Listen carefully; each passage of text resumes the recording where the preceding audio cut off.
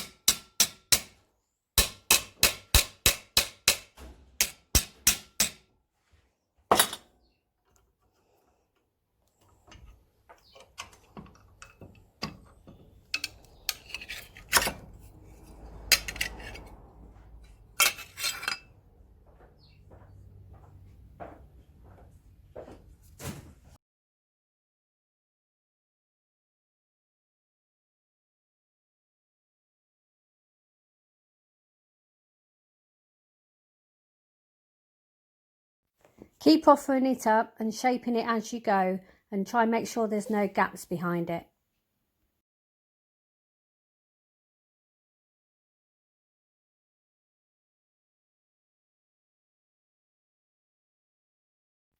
Draw lines horizontally and vertically so that you know where the new bolt holes need to go. Then when you put the new template over the top, you can draw lines on that too, matching them all up. Then you know that where the crosses meet in the middle, that's where you need to drill your holes.